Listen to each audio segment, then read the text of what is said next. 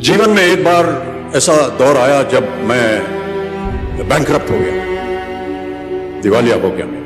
मेरी बनाई हुई कंपनी घाटे में चली गई, करोड़ों का कर्जा चढ़ गया, मेरा व्यक्तिगत बैंक बैलेंस जीरो यानी शून्य हो गया। दोस्तों नमस्कार, मैं आपका दोस्त लक्ष्मण यादव कहानी सीरीज के एपिसोड नंबर 2 में आपका बहुत बहुत स्वागत करता हूं। आज की कहानी भी बहुत ज्यादा प्रेरणादायक रहने वाली है। एक ऐसी कहानी जो हर एक व्यक्ति की दिशा और दशा दोनों को बदल सकती है।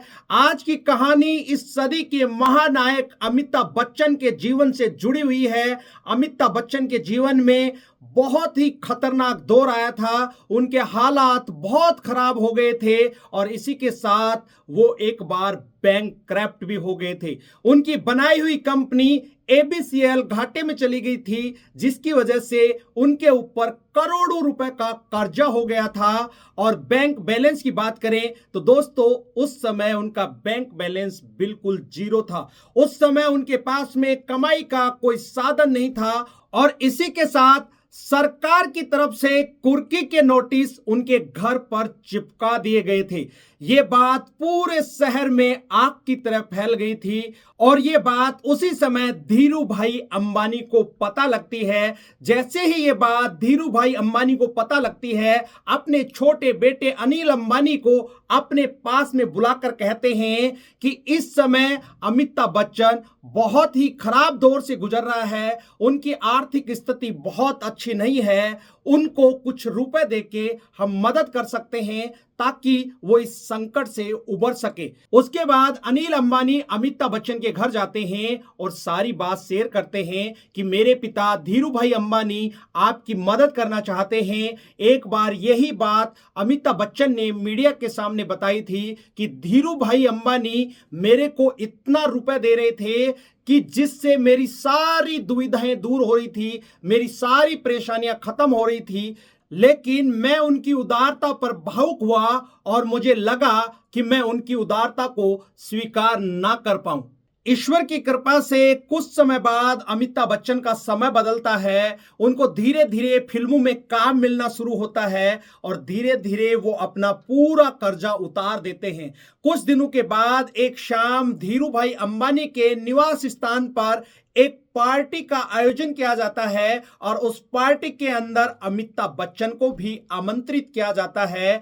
जब अमिताभ बच्चन धीरू भाई के निवास स्थान पर पहुंचते हैं, उस दौरान धीरू भाई अंबानी अपने कॉरपोरेट जगत के दिग्गज लोगों के साथ में एक टेबल पर बैठकर मीटिंग कर रहे थे, आपस में बातें कर रहे थे। उसी दौरान धीरू भाई अंबानी की नजर अमिताभ बच्चन पे पड़ती है और अपने पास बुलाते हैं। जैसे ही अमिताभ बच्चन धीरू भाई अंबानी के पास पहुंचते हैं, अपने पास बैठने के लिए कहते हैं।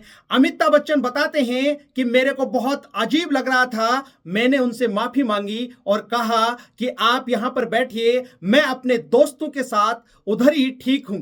लेकिन धीरू भाई अंबानी जिद करते हैं और मेरे को अपने पास बैठा लेते हैं। उसके बाद में अपने दोस्तों के सामने कहते हैं कि ये लड़का गिर गया था, खतरनाक तरीके से गिर गया था, अपने बल पर अपने दम पर खड़ा हुआ है, मैं इसकी इज्जत करता हूं।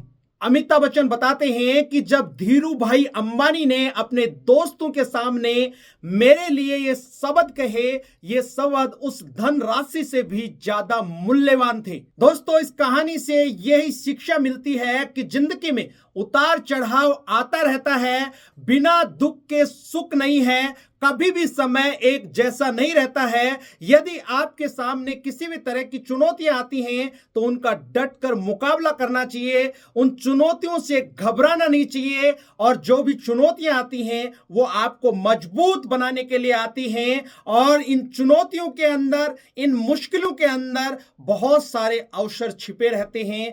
इसलिए जिंदगी में कभी भी चुनौतियां आती हैं उनसे घबराना नहीं चाहिए, बल्कि डटकर मुकाबला करना चाहिए। देखिए आपके सामने ही है कि अमिताभ बच्चन के जिंदगी में एक दौर ऐसा भी था कि वो बहुत बुरी स्थिति से गुजर रहे थे, बैंकक्रप्ट हो गए थे, उनका बैंक बैलेंस जीरो था, लेकिन आज वो इस सदी के महानायक हैं। उन्होंने पेशेंस के साथ, उन मुश्किलों का सामना किया, डटे रहे, अपने उसूलों पर रहे, नीति नियमों का पालन किया और उन्होंने कामयाबी हासिल की। यदि आप भी अपनी जिंदगी में कामयाब होना चाहते हैं मेरे दोस्त, तो दिमाग में एक बात बढ़ा लीजिए कि उतार चढ़ाव आएंगे ही आएंगे, चैलेंज आएंगे ही आएंगे, लेकिन आपको हार नहीं मानना है, टिके रहना है, डटे रहना है। एक दिन सफलता आपके भी कदम चूमेगी। उम्मीद करता हूं ये कहानी आपको बहुत अच्छी लगी होगी। इस कहानी में यहां तक बने रहने के लिए हमेशा की तरह आपका बहुत बहुत शुक्रिया। यदि आप इस चैनल पर नए हैं और अभी तक भी इस चैनल को सब्सक्राइब नहीं किया है, तो आप इस चैनल को सब्सक्राइब कर सकते हैं, ताकि आने वाले समय में इसी तरीके के वीडियो आपको समय समय पर मिलते रहें। अगले वीडियो में फिर मिलते हैं, तब तक के लिए अपना और अपने परिवार का ख्याल रखें। Thank you. जय हिंद, जय भारत।